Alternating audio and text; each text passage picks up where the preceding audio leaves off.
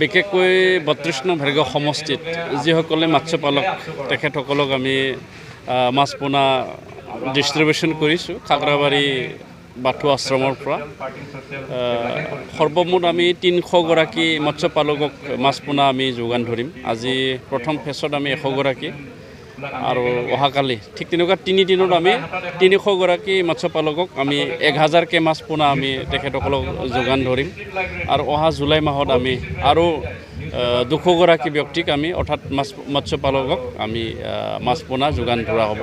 মাছ পোনাৰ লগত আমি মাছৰ খাদ্যও আমি দিয়া হৈছে ২০ কেজিকে এজন বেনিফিচাৰীক। আশা ৰাখিছোঁ আমাৰ ৩২ নং ভেৰগাঁও সমষ্টি লগতে আমাৰ লগত লাগি থকা খৈৰাবাৰী সমষ্টি তেখেতসকলকো আমি সামাজিকভাৱে যিসকলৰ ডাঙৰ ডাঙৰ পুখুৰী আছে তেখেতসকলকো আমি মাছ পোনাটো যোগান ধৰিছোঁ মাছ খাদ্য। গতিকে আশা ৰাখিছোঁ তেওঁলোকে অকণমান হ'লেও সকাহ পাব, কাৰণ এনেকুৱা মাছ পোনা বা ঠিক তেনেকুৱা সাহাৰ্য মাছ পালন কৰাৰ নামত বহুত বছৰ ধৰি একো পোৱা নাছিলে। আজি তেওঁলোকে পাই পেলাই নিশ্চয় অকণমান হ'লেও সকাহ পাব আৰু তেওঁলোকে আৰ্থিকভাৱে অকণমান হ'লেও সকাহ তথা তেওঁলোকৰ স্বাৱলম্বী হোৱাত সহায় কৰিব, মই সেইটো আশা ৰাখিছোঁ। এইটো শান্তি হোৱাৰ কাৰণে এইখিনি কাম কৰিবৰ কাৰণে আমি সম্ভৱ হৈছোঁ। ২০২০ চনৰ আগত যি এটা পৰিৱেশ আছিলে এই পৰিৱেশ এতিয়া সম্পূৰ্ণ নাই। বিটিআৰ শান্তি চুক্তি হ'ল আৰু বিটিআৰত শ্ৰীযুত প্ৰমোদ বড়ো ডাঙৰীয়া নেতৃত্বত সুন্দৰকৈ চৰকাৰ এটা ইয়াত আছে। অন্ততঃ এই বিটিআৰ অঞ্চলৰ মানুহ নিজে অলপ সাহসেৰে ক'ব পাৰে যে আমাৰ যে এটা চৰকাৰ আছে, দায়িত্বশীল চৰকাৰ, যিয়ে সমাজৰ কাৰণে প্ৰতিটো মানুহগৰাকীৰ কাৰণে প্ৰতিটো গাঁৱৰ কাৰণে কাম কৰা এটা চৰকাৰ আছে, সেই বুলি সাহস কৰে। আৰু গতিকে আমিও বিভিন্ন আঁচনিবিলাক বিভিন্ন ষ্টেক হোল্ডাৰ তেখেতসকলক আমি ৰিকুৱেষ্ট কৰি পেলাই বিভিন্ন আঁচনিবিলাক আমি আনিবলৈ সক্ষম হৈছোঁ। আগতে এনেকুৱা কোম্পেনীবিলাকেই হওক বা এজেঞ্চিবিলাক আমাৰ এইবিলাক জেগাত আহিবলৈ ভয় কৰিছিলে, কিন্তু আজি ২০২০ৰ পিছত তেওঁলোকে আহিবৰ কাৰণে ভয় কৰা নাই আৰু তেওঁলোকে নিৰ্ভয়ে আমাৰ এই অঞ্চলত কাম কৰি আছে।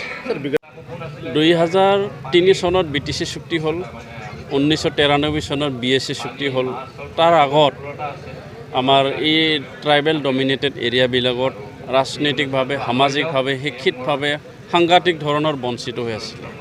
আৰু ইয়াত দুই এটা ৰাষ্ট্ৰীয় দলৰ নেতা আছিল যদিও তেওঁলোকে এই অভাৱ অভিযোগ বা অঞ্চলৰ কাৰণে মাত মাতিবৰ কাৰণে তেওঁলোকে সক্ষম হোৱা নাছিলে, যাৰ কাৰণে বহুত বছৰ ধৰি আন্দোলন ইয়াত চলিল। এপছৰ নেতৃত্বত, BLT নেতৃত্বত, NDBৰ নেতৃত্বত, তেওঁলোকৰ নেতৃত্বত বহুত বছৰ ইয়াত আন্দোলন চলিল। বহুত মানুহ শ্বহীদ হ'বলগীয়া হ'ল, বহুত পৰিয়াল কষ্ট ভুগিবলগীয়া হ'ল। কিন্তু আজি তাৰিখত আমাৰ ইয়াত এটা কাউন্সিল অৰ্থাৎ 6 চিডিউলত এৰেঞ্জমেণ্ট আহিল, যি এৰেঞ্জমেণ্টৰ দ্বাৰা নিজৰ ৰাজনীতি নিজে চাই ল'বৰ কাৰণে সুবিধা পাইছে, নিজৰ অঞ্চলটো নিজে চাবৰ কাৰণে সুবিধা পাইছে। গতিকে এই সুবিধা পোৱাৰ কাৰণে আজি আমাৰ এই অঞ্চলত আমি জাগাৰ মানুহ হিচাপে, আমি এই অঞ্চলৰ মানুহ হিচাপে, আমি এই অঞ্চলৰ অসুবিধা সমস্যাবিলাক বুজি পোৱা হিচাপে আমি অন্যান্য আগশাৰীৰ কোম্পানীয়ে হওক, এজেঞ্চিয়ে হওক বা গভৰ্ণমেণ্টেই হওক, ইণ্ডিয়া গভৰ্ণমেণ্টে হওক বা অসম চৰকাৰে হওক, তেখেতসকলক আমি আমাৰ সমস্যাৰ কথা আমি ক'বলৈ সক্ষম হৈছোঁ আৰু এই সমস্যাখিনি সমাধান কৰাত আমাৰ যথেষ্টখিনি সহায় হৈছে। যদি আমিও যদি এই অঞ্চলৰ কথা যদি আমি কেতিয়াও জ্ঞান নাথাকিলে হয়, আমি নোৱাৰিলোঁ হয়। গতিকে আঞ্চলিকতাবাদ চিন্তাধাৰাই দি অঞ্চলৰ কথা চিন্তা চৰ্চা কৰাৰ কাৰণে আজি গাঁও অঞ্চলত উন্নয়নৰ মুখটো দেখিবলৈ ৰাইজে সুবিধা পাইছে আৰু ৰাইজে উপকৃত হৈছে।